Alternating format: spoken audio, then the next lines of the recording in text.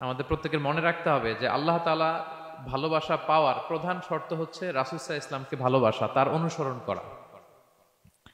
This is the first and foremost reminder tonight. আজকের প্রথম reminder এটা যে আমরা যে আল্লাহর ভালোবাসা পেতে চাই, এটার প্রধানতম শর্ত হচ্ছে আল্লাহ রাসূল সাল্লাল্লাহু আলাইহি ওয়াসাল্লামের অনুসরণ করতে হবে। ওনার অনুসরণ বাদ দিয়ে আল্লাহর ভালোবাসা কোশ্চিনকালেও পাওয়া যাবে না। যে আয়াত দিয়ে সূরাত আলে ইমরানের 31 নম্বর আয়াত দিয়ে আমি আমার আলোচনা শুরু করেছিলাম, এই আয়াতে আল্লাহ তাআলা খুব স্পষ্ট করে বলছেন, কুল ইন কুনতুম তুহিব্বুনাল্লাহা ফাত্তাবিউনি ইউহিব্বুকুমুল্লাহ। হে নবী, আপনি বলে দিন যে ওহে আমার উম্মতেরা, যদি তোমরা আল্লাহকে ভালোবাসতে চাও তাহলে ফাত্তাবিউনি, আমি নবীর অনুসরণ করো, তাহলে ইউহিব্বুকুমুল্লাহ, আল্লাহ তাআলা স্বয়ং তোমাদেরকে ভালোবাসতে শুরু করে দিবেন। বিশ্বনবীর ভালোবাসা ছাড়া, বিশ্বনবীকে অনুসরণ করা ছাড়া আল্লাহর ভালোবাসা কোশ্চিনকালেও পাওয়া যাবে।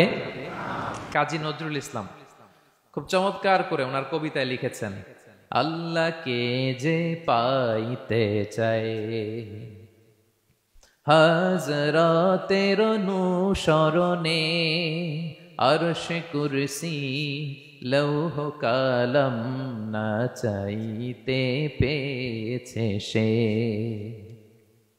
রসুল নামের রশি ধরে যেতে হবে খোদার ঘরে, নদী তরঙ্গে যে পড়েছে ভাই দরিয়াতে সে আপনি মেশে। হাজরাতের অনুসরণে আরশ কুরসি লৌহ কালাম না চাইতে পেয়েছে সে। সুবহানাল্লাহ পড়েন।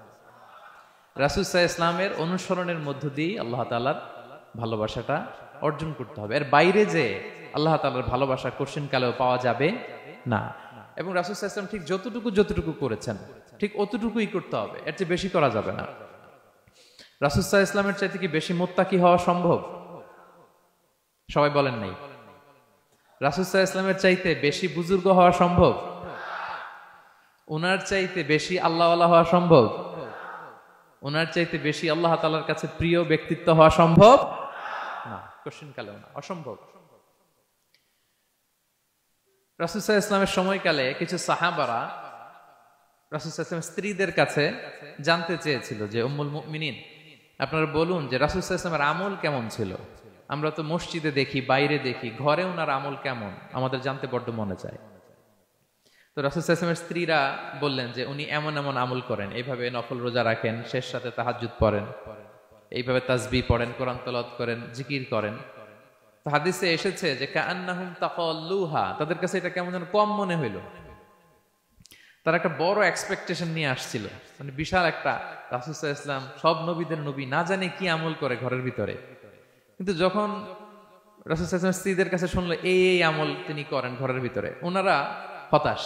হায় রে, ভাবছিলাম এত এত আমল করে, এই মাত্র এরকম আমল করে, এগুলো তো আমরাও করি। কাআন্নাহুম তাকাল্লুহা, হাদিসে এসেছে ওনাদের কাছে এটা খুব কম মনে হইলো। তো তারা একে অপরকে বলতে লাগলো যে এর কারণ হচ্ছে কদ গুফিরা লাহু মা তাকাদ্দামা মিন যামবিহি ওয়া মা তাআখার। আল্লাহ তাআলা তো রাসূল সাল্লাল্লাহু আলাইহি ওয়াসাল্লামের আগের পরের সব গুনাহ মাফ করে দিয়েছে। ওনার তো আদতে কোনো গুনাহই নাই, কিন্তু আল্লাহ তাআলার ঘোষণা হচ্ছে, নবী হে, আপনার আগের পরের সব গুনাহ আমি মাফ করে দিলাম। তো সাহাবারা বলতেছেন এর কারণ হচ্ছে ওনার কোনো গুনাহই নাই, সব মাফ, এজন্য ওনার কম করলেও হয়, আমাদের তো এত কম করলে চলবে না। কথা বুঝতে পেরেছেন? তো ওনারা ভাবলো যে না, আমাদের তো আমল বাড়াইতে হবে। তো কি করতে হবে? একজন বলল আমি সারা রাত নামাজ পড়বো, আমি আর ঘুমাবো না। এখন থেকে সারা রাত কি করব? নামাজ পড়বো, আমি আর ঘুমাবো না।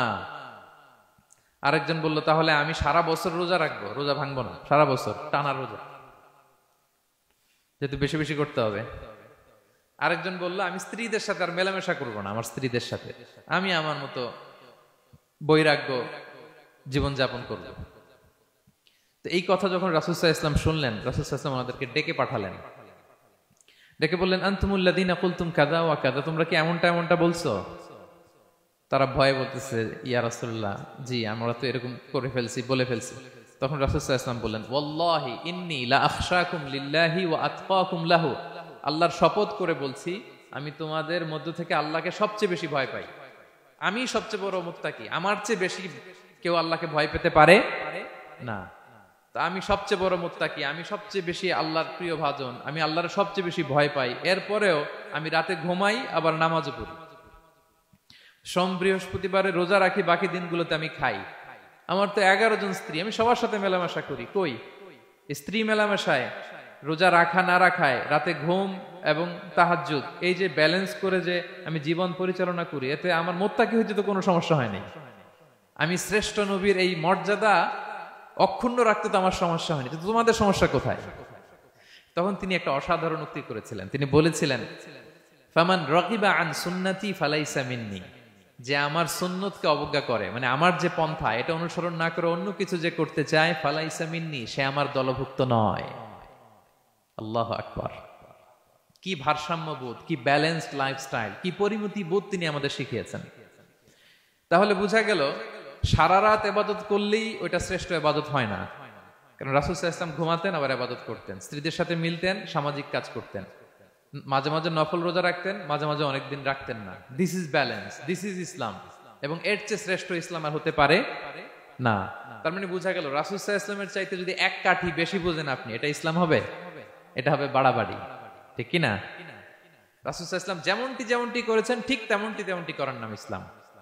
এবং এভাবেই আল্লাহ তাআলার ভালোবাসা পাওয়া সম্ভব, এছাড়া পাওয়া সম্ভব। তাহলে মূল আলোচনায় যাওয়ার আগে এটা হচ্ছে ইন্ট্রোডাক্টরি পয়েন্ট 1, যে আল্লাহ তাআলার ভালোবাসা পাওয়ার 1 নাম্বার শর্ত হচ্ছে রাসূল সাল্লাল্লাহু আলাইহি ওয়াসাল্লামের অনুসরণ। তার চেয়ে যদি বেশি ইবাদত করেন ওইটা ইসলাম নয়, তার চেয়ে বেশি বুজুর্গি দেখাইতে গেলে ওইটা বুজুর্গি নয়। তিনি যেমন যেমন করেছেন ঠিক তেমন তেমন করার নামই ইসলাম, এবং সেটার মাধ্যমে আল্লাহ তাআলার ভালোবাসা পাওয়া সম্ভব। এই পয়েন্টটা বুঝছেন না সবাই? আচ্ছা, ইন্ট্রোডাক্টরি পয়েন্টের 2 নাম্বার কথা হচ্ছে, আমরা কি করে বুঝবো যে আল্লাহ তাআলা আমাদের ভালোবাসেন? কিভাবে বুঝবো যে তিনি আমাদেরকে পছন্দ করেন, ভালোবাসেন? এটা বোঝার কিছু সিস্টেম আছে। 1 নাম্বার সিস্টেম হচ্ছে, আপনি জাস্ট দেখুন যে আপনি নিজেকে কোন কাজে ব্যস্ত রেখেছেন, আপনি আপনাকে কোন কাজে ব্যস্ত রেখেছেন। আপনার লাইফস্টাইলের দিকে তাকান, লুক অ্যাট ইউর লাইফস্টাইল, আপনি নিজেই বুঝে যাবেন।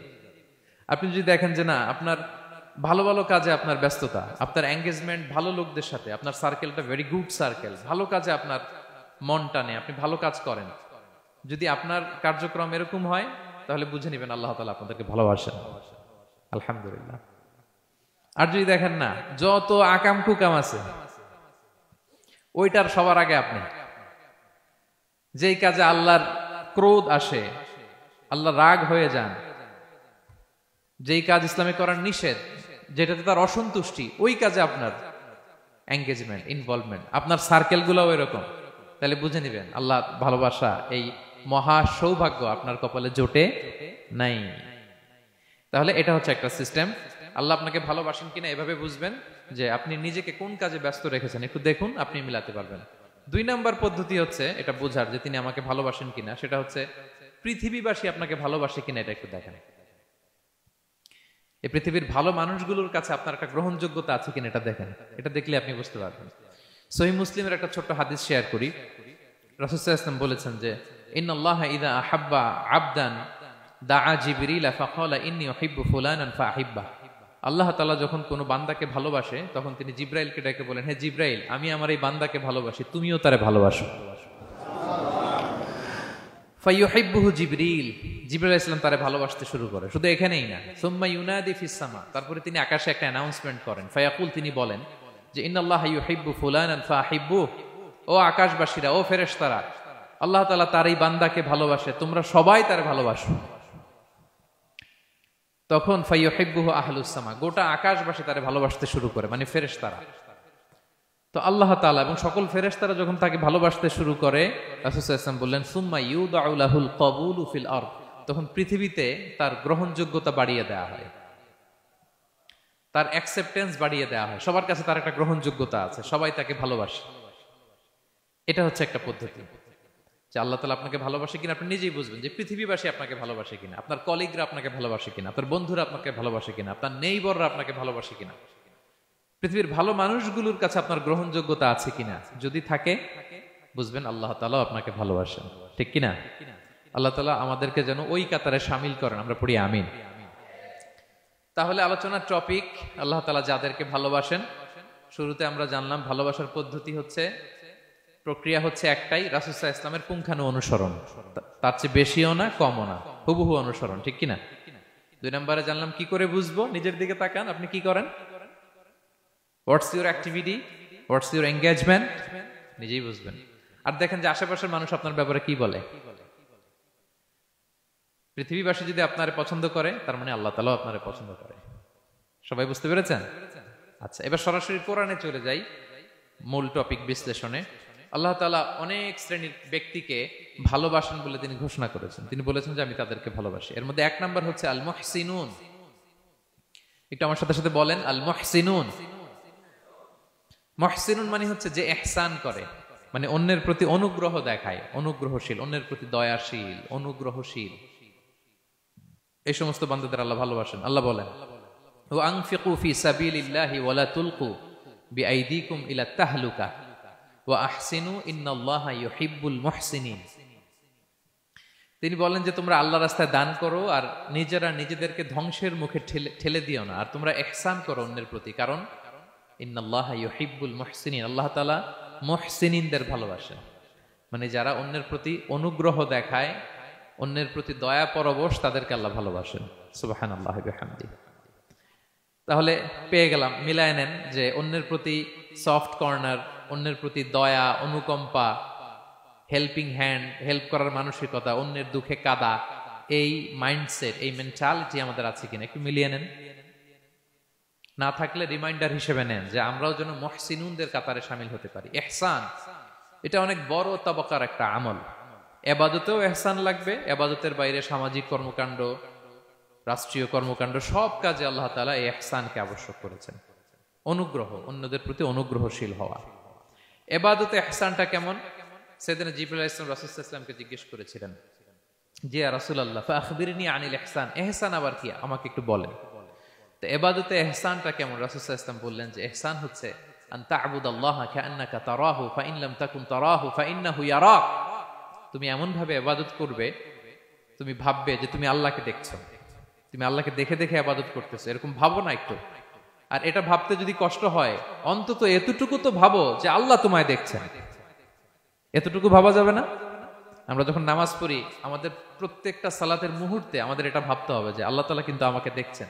এই যে আমি ফিসফিস করে সুবহানা রাব্বিয়াল আলা পড়ি, সুবহানা রাব্বিয়াল আযীম পড়ি, আমি তাসবিহ পড়ি, আমার রুকু সেজদা সবকিছু আমার আল্লাহ দেখছেন। এই সেন্স, এই অনুভূতি যদি আপনার মধ্যে থাকে, এটাই হচ্ছে ইবাদতের ইহসান। আর ইবাদত ছাড়া আমাদের দৈনন্দিন কাজ, পারিবারিক কাজ, সামাজিক কাজ, এই সমস্ত কাজেও কিন্তু আল্লাহ তাআলা ইহসানকে আবশ্যক করেছেন। প্রিয় ভাই এবং বোনেরা, অন্যের প্রতি অনুগ্রহ করাটাকে তিনি কি করেছেন? আবশ্যক করেছেন। একটা ছোট্ট হাদিস শুনি। হাদিসে রাসূল সাল্লাল্লাহু আলাইহি ওয়াসাল্লাম ইরশাদ করছেন যে ইন্নাল্লাহা তাবারাকা ওয়া তাআলা কাতাবাল ইহসানা আলা কুল্লি শাই। আল্লাহ তাআলা সবকিছুর উপর ইহসানকে আবশ্যক করেছেন, সবকিছুর উপর। মুমিনের সব কাজে ইহসান থাকতে হবে, অন্যের প্রতি অনুগ্রহের পরশ থাকতে হবে। এবার মজার একটা পার্ট আসছে হাদিসে, খেয়াল করে শুনি। রাসূল সাল্লাল্লাহু আলাইহি ওয়াসাল্লাম বলেন ফাইদা কাতালতুম ফাআহসিনুল কিতলা। আল্লাহ তাআলা সব জায়গায় ইহসানকে আবশ্যক করেছেন। এমন কি ফাইদা কাতালতুম, যখন তোমরা কতল করবে কাউকে, ফাআহসিনুল কিতলা, ইহসানের সাথে কতল করো। সুবহানাল্লাহ বললেন না? প্রসঙ্গটা কি? হত্যার প্রসঙ্গটা। রাষ্ট্রীয় কাজে হয়তো ডেথ পেনাল্টি, তার মৃত্যুদণ্ড দিতে হবে। রাসূল সাল্লাল্লাহু আলাইহি ওয়াসাল্লাম বলেন ফাইদা কাতালতুম ফাআহসিনুল কিতলা, মৃত্যুদণ্ড দিবা কিন্তু ইহসানের সাথে দিও। আপনি চাইলেই তার কান কেটে ফেলতে পারবেন না, তাকে শ্বাসরুদ্ধ করতে পারবেন না, পেট্রোল দিয়ে তার দেহ জ্বালিয়ে দিতে পারবেন না, চাইলেই এই দেহটারে আপনি নষ্ট করতে পারবেন না। রাষ্ট্রীয় কাজে বিচারে সাব্যস্ত হয়েছে তার এখন ডেথ পেনাল্টি, মৃত্যুদণ্ড কার্যকর করবেন, ঠিক আছে, কিন্তু সেখানে ইহসানের সাথে। ফাইদা কাতালতুম ফাআহসিনুল কিতলা, মৃত্যুদণ্ড কার্যকর করার সময় ইহসানের সাথে করো। ওয়া ইদা যাবাহতুম ফাআহসিনুয যাবাহা, জবাই করার সময়ও ইহসান করো। সুবহানাল্লাহ। করতেছি জবাই, করতেছি কি? কিন্তু মেরে ফেলতেছি প্রাণীটাকে খাওয়ার জন্য। স্লটারিং, লিটারালি আমি ছুরি চালাচ্ছি ওর গলায়, ফিনকি দিয়ে রক্ত বেরোবে এখনই, মেরে ফেলতেছি। কিন্তু যা মনে চায় আপনি কোপাতে পারবেন? কুরবানির পশুকে কষ্ট দিতে পারবেন না। আমরা এই ভুলটা করি।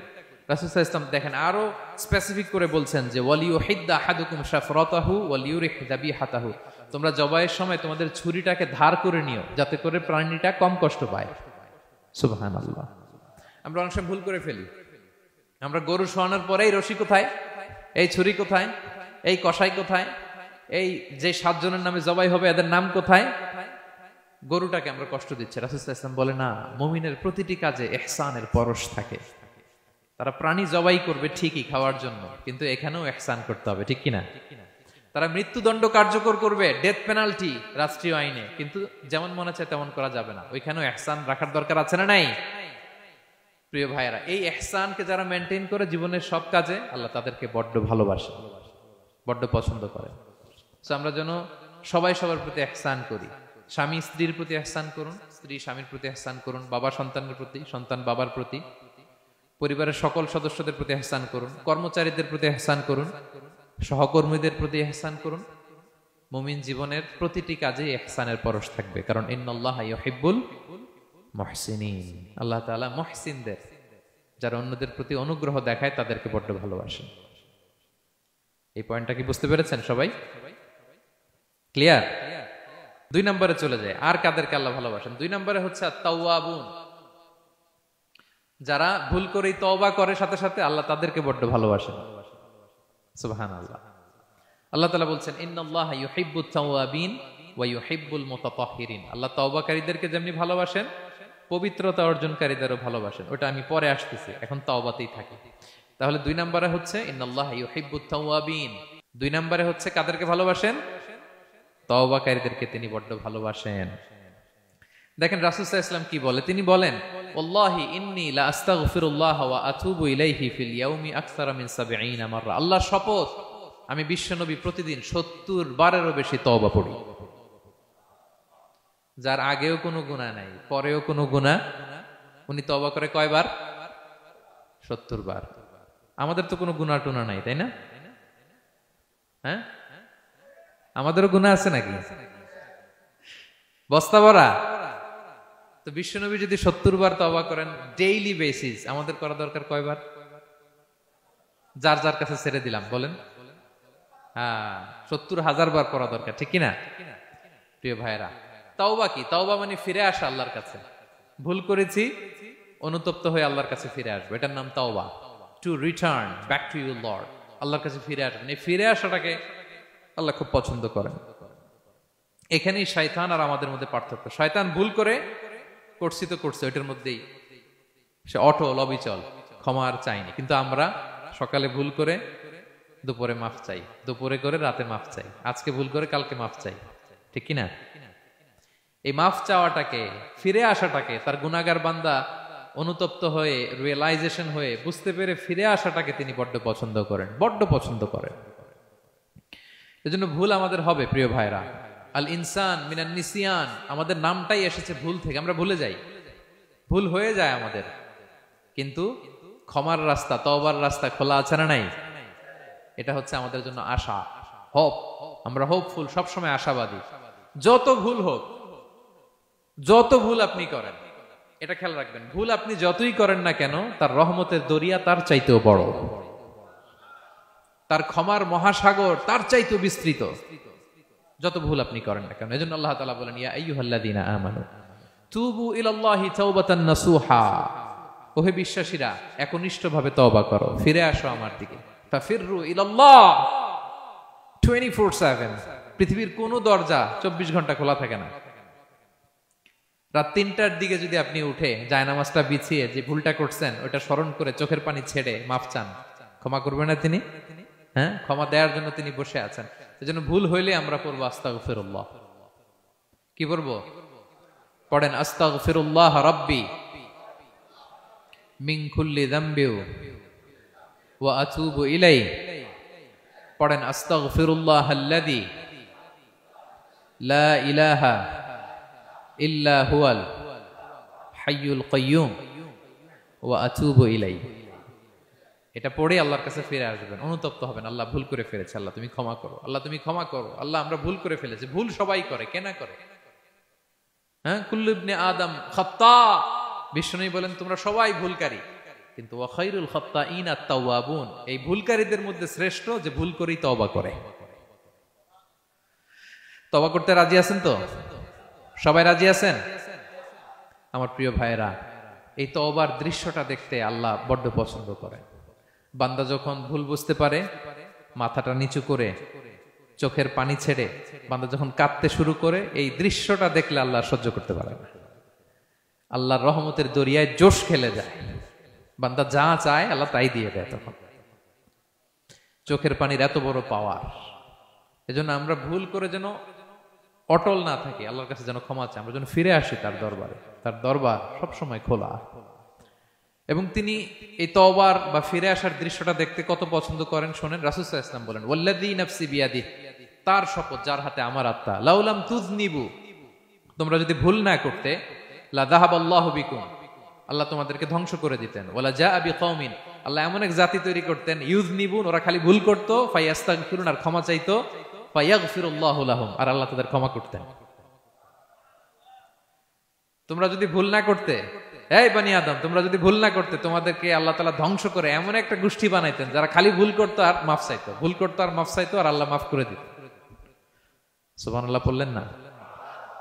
গাফিরিয যামবি ওয়া কাবিলিত তাওব, তিনি পাপ মোচন করার জন্যই তো তিনি আমার রব, তওবা কবুল করার জন্যই তো তিনি আল্লাহ সুবহানাহু ওয়া তাআলা, তিনি রব্বে কারীম।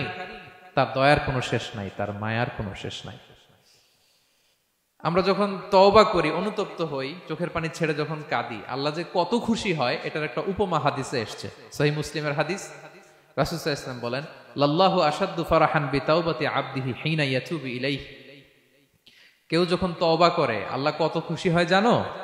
শোনো, ওই ব্যক্তির চাইতে আল্লাহ বেশি খুশি হয়ে যায় যে ব্যক্তি মরুভূমিতে সফরে বেরিয়েছে, সাথে তার বাহন বা উট, ওই উটের মধ্যেই তার পানি বা খাবার, হঠাৎ করে উটটা হারায় গেছে। শুনতেছেন?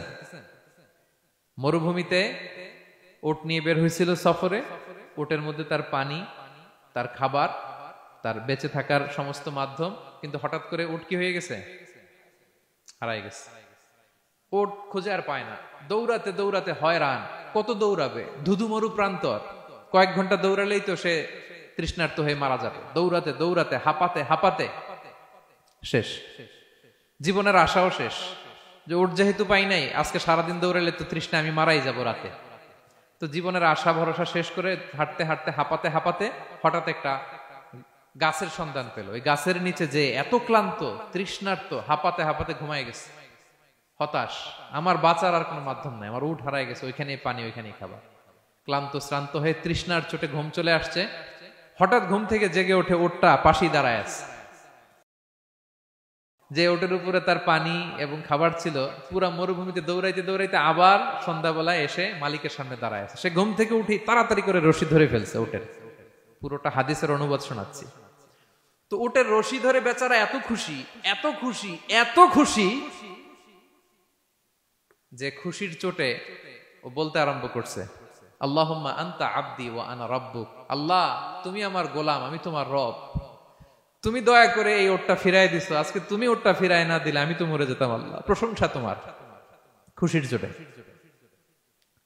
কিসের চোটে? খুশির চোটে কথা উল্টায় গেছে। সে এত খুশি, সে আনন্দে এত উদ্বেলিত, এত খুশি, সে বলতেছে আল্লাহ, আল্লাহুম্মা আনতা আবদি, আল্লাহ তুমি আমার গোলাম।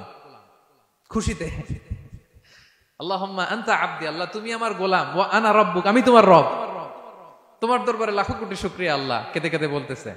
তা আল্লাহ বলে, ওইরকম একটা পরিস্থিতিতে যে তার জীবনের আশা ছেড়েই দিয়েছিল, হঠাৎ করে ওট ফিরে পাওয়ার পরে খুশির চোটে সে যখন আমি আল্লাহরে ওর গোলাম বানায় আর ওরে আমার রব বানায়, ওই লোকটা ওই মুহূর্তে ঠিক যত খুশি, আমার কোনো বান্দা তওবা করে যখন আমার কাছে ফিরে আসে, আমি আল্লাহ ওই বান্দার উপর তার চাইতে বেশি খুশি হয়ে যায়।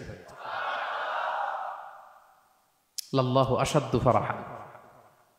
ওই ব্যক্তি কত খুশি হইলে আল্লাহর গোলাম বানায়, কত খুশি হইলে সে সেন্স হারায় ফেলে যে আল্লাহ তুমি আমার গোলাম, আমি তোমার রব। কখন বলে? খুশিতে সে মাতোয়ারা। আল্লাহ বলে, ওই মাতোয়ারা ব্যক্তি ওই মুহূর্তে যত খুশি, আমার কোনো বান্দা ভুল করে বোঝার পরে যখন চোখের পানি ছেড়ে আমার কাছে তওবা করে, আমি আল্লাহ তার চাইতে বেশি খুশি হয়ে যা। তওবা করবেন তো? করবেন, করবেন। ইন্নাল্লাহা ইউহিব্বুত তাওয়াবিন। আল্লাহ তাআলা তওবাকারীদের বড্ড ভালোবাসেন। আমার ভাইরা, ভুল হলেই যেন আমরা তওবা করি। কয়টা জানলেন? প্রথমটা কি ছিল? কি করে? ভুলে গেছি। ইহসান করে, মুহসিনুন, যারা অন্যদের প্রতি অনুগ্রহ প্রদর্শন করে। আচ্ছা, 2 নাম্বার কি ছিল? তাওবা, মানে আত-তাওয়াবুন, যারা ভুল হলেই কি করে? তাওবা করে। 3 নাম্বার হচ্ছে আল মুতাতাহহিরুন, যারা পবিত্রতা অর্জন করে, সবসময় পাক পবিত্র থাকে, নিট এন্ড ক্লিন থাকে। এই ক্লিনলিনেসকে আল্লাহ পছন্দ করেন। সুবহানাল্লাহ, কি সুন্দর আমাদের ধর্ম, কত চমৎকার আমাদের ইসলাম। রাদিতু বিল্লাহি রাব্বা ওয়া বিল ইসলামি দীনা, আমরা আল্লাহরে রব হিসেবে পেয়ে খুশি, ইসলামকে দিন হিসেবে পেয়ে খুশি, ঠিক কি না? 3 নাম্বার হচ্ছে ওয়া ইউহিব্বুল মুতাতাহহিরিন, আল্লাহ তাআলা পবিত্রতা অর্জনকারীদের বড় পছন্দ করেন। মুতাতাহহিরিন, যারা সব সময় পাক পবিত্র থাকে, পরিচ্ছন্ন থাকে, এবং এটা খুব জরুরি। রাসূল সাল্লাল্লাহু আলাইহি ওয়াসাল্লাম বলেছেন না, তুহুরু শাতরুল ঈমান, পবিত্রতা এটা ঈমানের অঙ্গ। কেন ঈমানের অঙ্গ? কারণ নামাজ যার নাই তার ঈমান নাই, আর পবিত্রতা ছাড়া নামাজই হয় না। এজন্য রাসূল সাল্লাল্লাহু আলাইহি ওয়াসাল্লাম বলেছেন পবিত্রতা ঈমানের অঙ্গ। সুবহানাল্লাহ পড়েন। দেখেন, নামাজের যে আহকাম আরকান আছে, আহকাম তো বাইরে, নামাজ শুরুর আগে। এর মধ্যে 3টা আহকাম বা 3টা ফরজই হচ্ছে এই পাক পবিত্রতা নিয়ে। ছোটবেলা আপনারা পড়েছেন না, শরীর পাক, কাপড় পাক, নামাজের জায়গা পাক। তার মানে আপনি নামাজে যখন দাঁড়াবেন আপনার শরীরটা পাক পাক পবিত্র হইতে হবে। আপনি যে ড্রেস গায়ে দিয়ে নামাজে দাঁড়ালেন এটা পবিত্র হইতে হবে। যেই জায়গাটাতে আপনি নামাজের জন্য দাঁড়ালেন ওই জায়গাটা পবিত্র হতে হবে। এই 3টা জায়গা পবিত্র কিনা আপনাকে এনশিওর করে আল্লাহু আকবার, তার আগে আল্লাহু আকবার বললে হবে? হবে না। এজন্য ইসলাম হাতে ধরিয়ে ধরিয়ে আমাদেরকে পবিত্র হওয়ার পদ্ধতি শিক্ষা দিয়েছেন। রাসূল সাল্লাল্লাহু আলাইহি ওয়াসাল্লাম যখন এগুলো শিখাতেন, মুশরিকরা হাসতো, হায় রে কেমন নবী তোমাদের, কিভাবে টয়লেটে যাইতে হয় এটাও শিখায়। সাহাবারা বলতেন, হ্যাঁ আমাদের নবী ধরে ধরে আমাদের শিখায় যে টয়লেটে ঢুকতে বাম পা, বেরোতে ডান পা, ঢোকার আগে দোয়া, ওয়ালা তাস্তাকবিলুল কিবলা, কিবলামুখী হওয়া যাবে না, ঢিলা ইউজ করলে 3টা ইউজ করো, বেজর করো, প্রতিটা জিনিস কি করে ওযু করতে হয়, কি করে তায়াম্মুম করতে হয়, কি করে ফরজ গোসল করতে হয়, আমার নবী ধরে ধরে আমাদের শিখিয়েছেন, ঠিক কি না? ধরে ধরে শিখিয়েছেন। কিভাবে ওযু করবেন রাসূল সাল্লাল্লাহু আলাইহি ওয়াসাল্লাম গামলা নিয়ে তিনি দেখিয়েছেন। কিভাবে তায়াম্মুম করবেন মাটিতে বাড়ি দিয়ে তায়াম্মুম করে দেখিয়েছেন। কেমন করে মেসওয়াক করবেন দেখিয়েছেন। কিভাবে আতর ইউজ করবেন দেখিয়েছেন। ক্লিনলিনেসের যত দিক হতে পারে সব বিশ্বনবী আমাদের শিখিয়েছেন। এমনকি কালামুল্লাহ মাজিদে আল্লাহ তাআলা আমাদেরকে সুস্পষ্ট জানিয়েছেন, ইয়া আইয়ুহাল্লাযীনা আমানু ইযা কুমতুম ইলা সলাতি ফাগসিলু উজুহাকুম, যখন নামাজে দাঁড়াবা আগে ওযু করো। ফাগসিলু উজুহাকুম, যারা আরবি বোঝেন, আগে মুখ ধুয়ে নাও। ওয়া আইদিয়াকুম ইলাল মারাফিক, তারপরে 2 হাত কোণই পর্যন্ত ধুয়ে নাও। ওয়ামসাহু বিরুউসিকুম, তারপর মাথা মাসে করে নাও। ওয়া আরজুলাকুম ইলাল কাবাইন, এরপরে টাকনু পর্যন্ত 2 পা ধুয়ে নাও। ওযু হয়ে গেল না? হয়েছে না? এবার ধরে ধরে আমাদেরকে শেখানো হয়েছে। যদি গোসল ফরজ হয়, ওয়া ইন কুনতুম জুনুবান ফাত্তাহহারু, গোসল ফরজ হলে গোসল করে নাও। এখন ওযু গোসলের জন্য পানি নাই, তো ওযু আর গোসলের জন্য যদি পানি না থাকে, ফালাম তাজিদু মাআন ফাতায়াম্মামু সাঈদান তাইয়্যিবা, পবিত্র মাটি দিয়ে তায়াম্মুম করো। দেখেন, ওযুও শিখাইলো কোরআন, তায়াম্মুমও শিখাইলো কোরআন। পাক পবিত্র হওয়ার, ক্লিনলিনেসের যত আয়োজন আছে সব আল্লাহর কোরআনে আছে না নাই? সব আল্লাহ তাআলা আমাদেরকে জানিয়ে দিয়েছেন। এবং আম্মা জান আয়েশা রাদিয়াল্লাহু তাআলা আনহা আল্লাহ রাসূল সাল্লাল্লাহু আলাইহি ওয়াসাল্লামকে জিজ্ঞেস করেছিলেন, ইয়া রাসূলুল্লাহ, কিয়ামতের দিন এত নবীর উম্মত, কোটি কোটি মানুষ, আপনি আপনার উম্মতকে চিনবেন কি করে? এত মানুষ থাকবে, আপনি কি করে চিনবেন? রাসূল সাল্লাল্লাহু আলাইহি ওয়াসাল্লাম বললেন, ইন্না উম্মতি ইয়াতুনা ইয়াউমাল কিয়ামাতি গুররাম মুহাজ্জালিনা মিন আসারিল wudu। তিনি বললেন, ওযুর চিহ্ন দেখে আমি আমার উম্মত চিনব। আমার যে সমস্ত উম্মতেরা ওযু করে নামাজ পড়েছে, ওযুর পানি তাদের গায়ের যেই যেই জায়গায় লেগেছে, এই জায়গাগুলো কিয়ামতের দিন রেডিয়াম বাতির মতো জল জল জল জল করে জ্বলতে থাকবে। আমি এটা দেখে চিনে ফেলবে আমার উম্মত, নামাজি, পাক্কা নামাজি। আল্লাহু আকবার। এবং অতিরিক্ত পবিত্রতা অর্জনের জন্য কিছু সাহাবীদেরকে আল্লাহ স্পেশালি কোরআনে অ্যাপ্রিশিয়েট করেছেন। তারা হচ্ছে মসজিদে কোবা পল্লীর আশেপাশে যে সাহাবারা, তারা অতিরিক্ত পবিত্রতা অর্জন করতেন। আল্লাহ তাআলা বলেন, ফিহি রিজালুন ইউহিব্বুনা আন ইয়াতাতাহহারু, এই মসজিদে কোবার আশেপাশে এমন কিছু মুসল্লি আছে যারা পছন্দ করে পবিত্রতা অর্জন করতে, বেশি পবিত্রতা অর্জন করতে তারা পছন্দ করে। আর ওয়াল্লাহু ইউহিব্বুল মুত্তাহহিরিন, আল্লাহ তাআলা অতিরিক্ত পবিত্রতা অর্জনকারীকে ভালোবাসেন, পছন্দ করেন। সুবহানাল্লাহ পড়েন। তো তাদের প্রশংসা যখন আল্লাহ তাআলা কোরআনে করলেন, বিষ্ণু সাল্লাল্লাহু আলাইহি ওয়াসাল্লাম তাদেরকে ডাকলেন, বললেন, ও কোবাপল্লীর সাহাবীরা, ঘটনা কি? তোমাদের নাম বিশেষভাবে আল্লাহ তাআলা কোরআনে উল্লেখ করেছে যে ফিহি রিজালুন ইউহিব্বুনা আন ইয়াতাতাহহারু। কি তোমাদের এমন গুণ? তোমরা কিভাবে পবিত্রতা অর্জন করো? তারা বলতে আরম্ভ করলো যে নাতাওয়াদ্দাউ লিস-সালাহ, আমরা নামাজের সময় ওযু করি, ওয়া নাগতাসিলু মিনাল জানাবা, গোসল ফরজ হলে গোসল করি, ওয়া নাস্তানজি বিল মা, আর পানি দিয়ে ইস্তেনজা করি। সুবহানাল্লাহ। এই পানি দিয়ে ইস্তেনজা করাটা আল্লাহ পছন্দ করেছেন। ওনাদের সময় ওনারা পানি দিয়ে ইস্তেনজা করতো না, পাথর দিয়ে, ঢিলা দিয়ে তারা ক্লিন হয়ে যেত।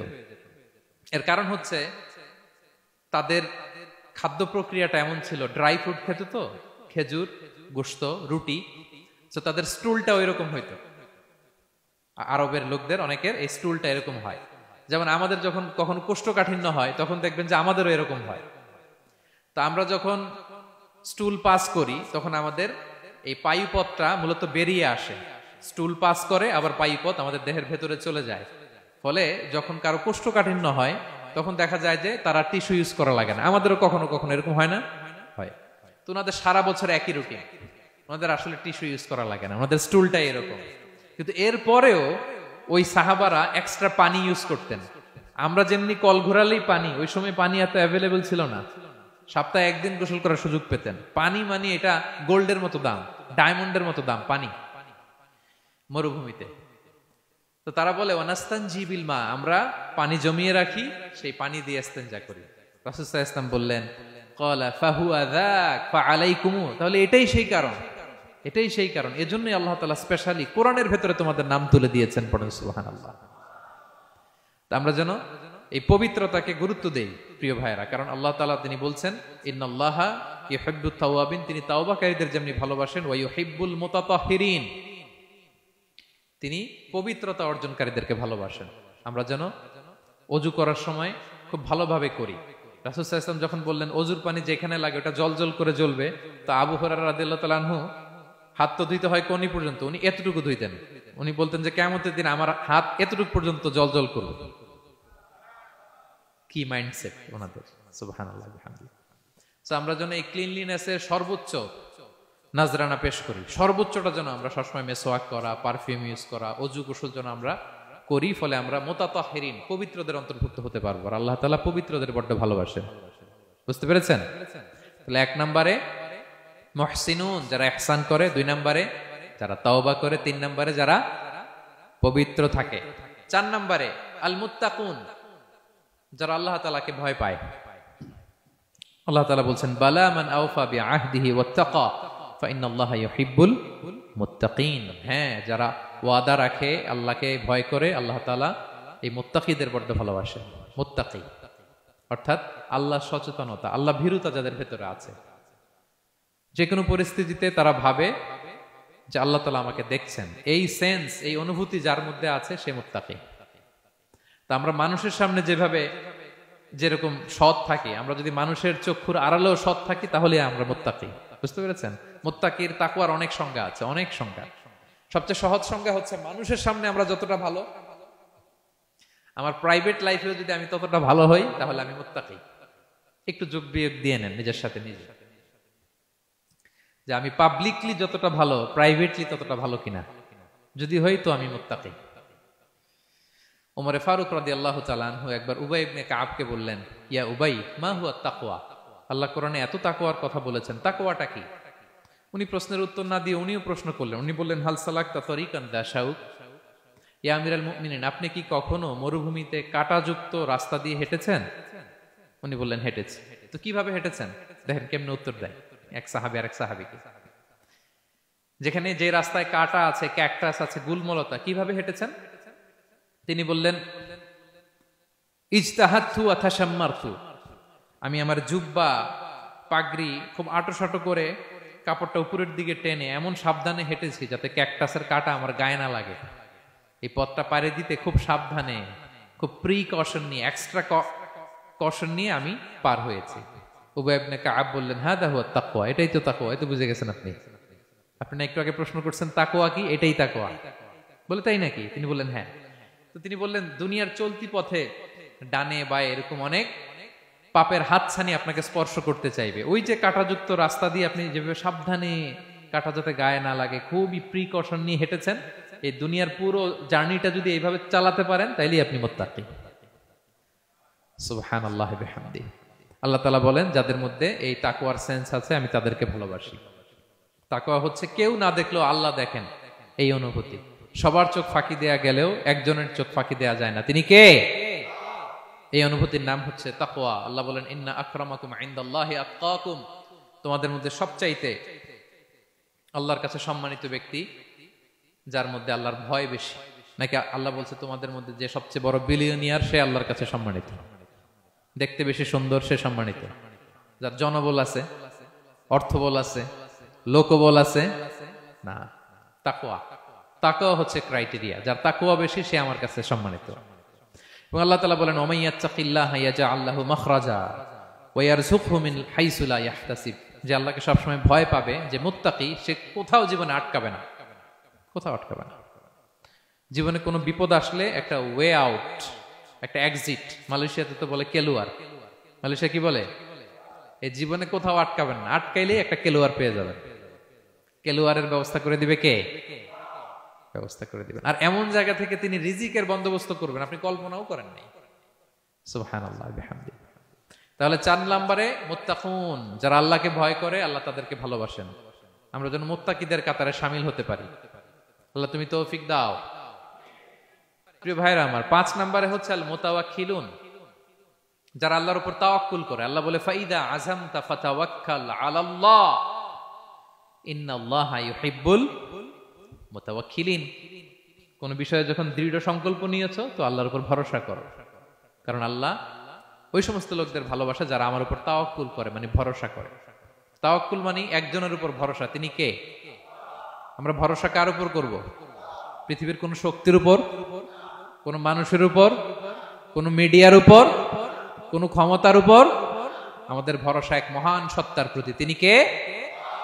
সবসময় আমরা আল্লাহর উপর ভরসা রাখি এবং প্রতিটি মুহূর্তে যেন আমরা আল্লাহর উপর তাওয়াক্কুল করি। রাসূল সাল্লাল্লাহু আলাইহি ওয়াসাল্লাম এটা আমাদের শিখিয়েছেন। এমনকি ঘর থেকে বেরোলেও যেন আমরা আল্লাহর উপর তাওয়াক্কুল করি, বিশ্বনবী শিখিয়েছেন। তিনি ঘর থেকে বেরোলেই পড়তেন বিসমিল্লাহি তাওয়াক্কালতু আলাল্লাহ লা হাওলা ওয়ালা কুওয়াতা ইল্লা বিল্লাহ। পড়েন আপনারা, আল্লাহর উপর, আল্লাহর নামে, আল্লাহর উপর তাওয়াক্কুল করে বেরোলাম, এটা পড়ে বেরোবেন। এরপর তিনি লম্বা একটা দোয়া পড়তেন, আল্লাহুম্মা ইন্নী আউযু বিকা আন আযিল্লা আও উযাল্লা আও আদিল্লা আও উদাল্লা আও আযলিমা আও উযলামা আও আজহালা আও ইউজহালা আলাইহি। চমৎকার দোয়া, চমৎকার দোয়া। এটা পড়ে তিনি বেরোতেন। তো এই তাওয়াক্কুল যারা করে, আল্লাহর উপর ভরসা রাখে, আল্লাহ তাদেরকে বড্ড পছন্দ করেন। এখন তাওয়াক্কুলটা কি? তাওয়াক্কুল নিয়ে আমাদের সমাজে অনেক মিস আন্ডারস্ট্যান্ডিং আছে। প্রিয় ভাইরা আমার, তাওয়াক্কুল হচ্ছে কর্ম শেষে ফলাফলের জন্য আল্লাহর উপর নির্ভর করা। মনোযোগ দিয়ে শুনুন, আই রিপিট, আমি আবারও বলছি, কর্ম শেষে, আগে কি কর্ম, কর্ম শেষে ফলাফলের জন্য কার উপর নির্ভর করা? এখন আপনি কর্ম বাদ দিয়ে দিলেন, কিছু করলেন না, আর বললেন আল্লাহ ভরসা, যা করে আল্লাহ, আল্লাহ ভরসা, তাওয়াক্কালতু আলাল্লাহ হইছে? এটা আপনার মন গড়া কথা হয়েছে, এটা তাওয়াক্কুল হয়নি। ইসলামী তাওয়াক্কুল হচ্ছে আপনি আপনার সাধ্যের সবটুকু করবেন, করার পরে ফলাফল কি আসবে? ফলাফল কি আমার হাতে? কার হাতে? এই জন্য আপনি আল্লাহর উপর তাওয়াক্কুল করবেন। কিন্তু কাজ বাদ দেয়া যাবে না। অনেকে নিজেদের অপারগতা, দুর্বলতা, কর্মহীনতা আর অলসতাকে তাওয়াক্কুল বানায় ফেলছে। কাজ করতে মনে চায় না, অলসতা, কয় তাওয়াক্কুল করলাম। বলেন তো এটা তাওয়াক্কুল হয়েছে? না। এই অপারগতা, অলসতার নাম তাওয়াক্কুল নয়। তাওয়াক্কুল মানে হচ্ছে কোনো কাজের পরিকল্পনা করা, এরপরে পরিকল্পনা বাস্তবায়নের উপায় খুঁজে বের করা এবং নানা কিছুর সহযোগিতা নিয়ে সেটা বাস্তবায়নের প্রাণান্তকর চেষ্টা করা, সব করা, আপনার রোল প্লে করা। আপনার রোল প্লে করা শেষ, এরপর কর্ম শেষে ফলাফলের জন্য আপনি আল্লাহর উপর তাওয়াক্কুল করবেন। কিচ্ছু না করে হাত গুটিয়ে বসে থেকে যদি বলেন তাওয়াক্কুল করলাম, আল্লাহ ভরসা, হয়েছে? হয়েছে? তাওয়াক্কুল হয়েছে? হয় নাই। তো এখানে ব্যালেন্স অ্যাটিটিউডে আসতে হবে। আমি সব করতে পারবো, এটাও যেমনি ভুল, আল্লাহই সব করে দিবেন, এটাও ভুল।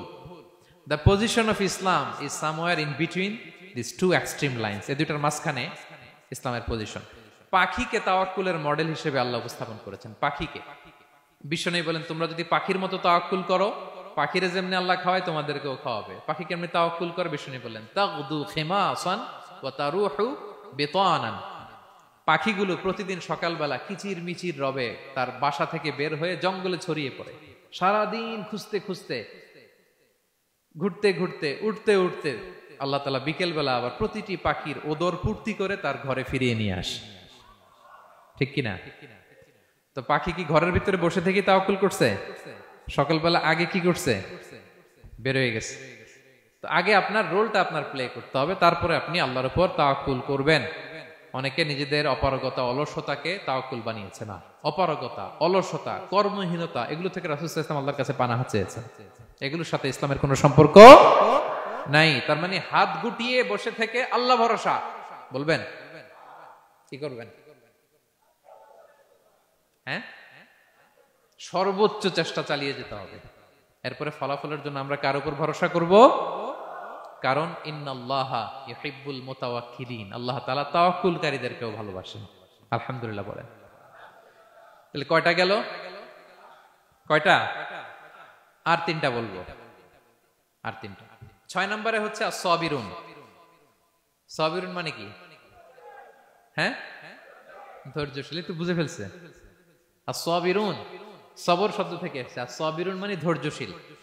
যারা আল্লাহর উপর ধৈর্য, বিপদে আপদে আল্লাহর দেয়া বিপদে যারা ধৈর্য ধারণ করে, ওই ধৈর্যশীল ব্যক্তিদেরকে আল্লাহ তাআলা পছন্দ করেন। আল্লাহ তাআলা বলেন ওয়া কাআইয়িম মিন নাবিয়্যিন ক্বাতালা মাআহু রিব্বিয়ুনা কাসীর ফামা ওয়াহানু লিমা আসাবাহুম ফি সাবিলিল্লাহ ওয়া মা দাউফু ওয়া মাস্তাকানু আল্লাহু ইউহিব্বুস সাবিরিন। কত নবী আছে তাদের সাথে অনেক আল্লাহওয়ালারা লড়াই করেছে, তারা বিপদে হতোদ্যম হয়নি, নতজানু হয়নি, তাদেরকে দমানো যায়নি, তারা ধৈর্য ধারণ করেছে। কারণ ইন্নাল্লাহা ইউহিব্বুস সাবিরিন, আল্লাহ তাআলা ধৈর্যশীলদের বড় ভালোবাসেন। ধৈর্যশীল, ধৈর্য ধারণ করতে হবে। ধৈর্য ধারণ এটা সবার পক্ষে সম্ভব হয় না। একটা চমৎকার হাদিস বলেছেন, তিনি বলেছেন আজাবান লিআমরিল মুমিন, মুমিনের ব্যাপারটা বড়ই ইন্টারেস্টিং, বড়ই চমৎকার, এটা মুমিন ছাড়া অন্য কারো হয় না। ব্যাপারটা কেমন? রাসূল বলেন ইন আসাবাতহু সাররাউ শাকারা, মুমিন যখন আনন্দে থাকে তখন মুমিন শুকরিয়া করে। শুকরিয়া করলে সওয়াব আছে না নাই? কারণ শুকরিয়া একটা ইবাদত। আর ওয়া ইন আসাবাতহু দাররাউ, মুমিন যখন বিপদে পড়ে দুঃখে থাকে সাবারা, তখন সে ধৈর্য ধারণ করে। ধৈর্য ধারণ করলে সওয়াব আছে না নাই? তো সওয়াব ছাড়া আমাদের আর কিছু আছে? আমি জীবনে হয় সুখী নয় দুঃখী, কি বলেন? আমাদের জীবনের চলতি পথে হয় কখনো আমরা সুখী নয়, সুখের সময় কি করি? শুকর করি। শুকর করলে সওয়াব আছে না নাই? আর দুঃখের সময় কি করি? সবর করি। সবর করলে সওয়াব আছে না নাই? তাহলে হয় শুকর নয় সবর, এই দুইটা ইবাদত মুমিন জীবনে সর্বদা চলমান। কেমন একটা উইন উইন সিচুয়েশন। সুবহানাল্লাহ পড়বেন না? একটা উইন উইন সিচুয়েশন। এজন্য প্রিয় ভাইরা, মাথা গরম করবেন না, কখনোই অস্থির হবেন না, আতঙ্কিত হবেন না, ধৈর্য ধারণ করুন। কারণ ধৈর্য এমন একটা গাছ, চারি গায়ে কাটা, কিন্তু ফলটা বড় মিষ্টি। এজন্য আল্লাহ তাআলা বলেন ইন্নাল্লাহা ইউহিব্বুস সাবিরিন, আল্লাহ তাআলা ধৈর্যশীল বান্দাদেরকে পছন্দ করেন। কয়টা গেল? 6টা। 7 নম্বরে আল মুকসিতুন। মুকসিতুন মানে হচ্ছে ন্যায়পরায়ণ, যে ইনসাফের সাথে ফায়সালা করে, যে পার্শিয়ালিটি করে না, হ্যাঁ, 2 নাম্বারই করে না। বিচার করতে যে যখন রায় দেয় ন্যায়সঙ্গত ভাবে রায় দেয়, ঘুষ খেয়ে বায়াজ হয়ে কোনো রায় দেয় না, তাদেরকে আল্লাহ পছন্দ করে। কিন্তু আমাদের বিচার ব্যবস্থার দিকে তাকান, গোটা বিশ্বব্যাপী আছে না নাই?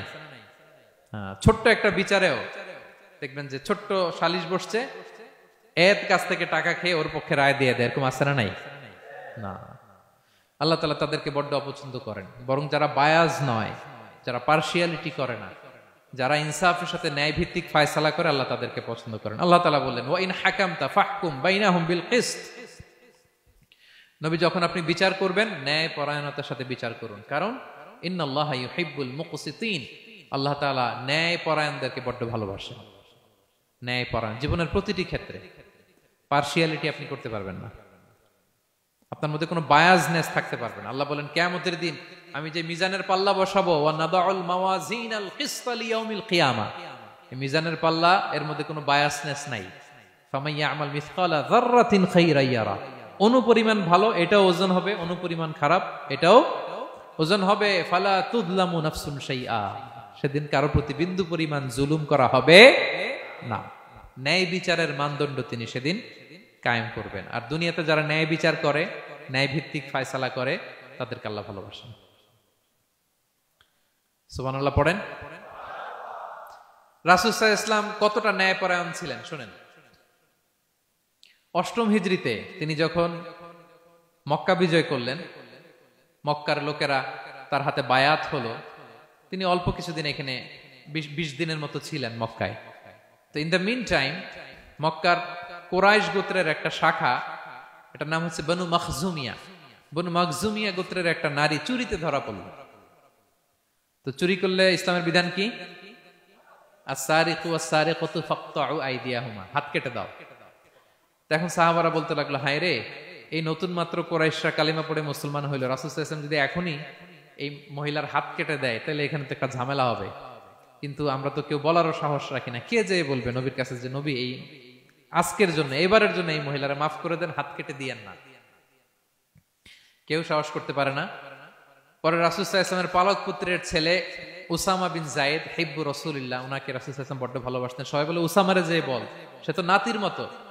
যায়েদ হচ্ছে পালক পুত্র, পালক পুত্রের ছেলে তো নাতি, হাসান হোসেনের মতো আদর করতেন।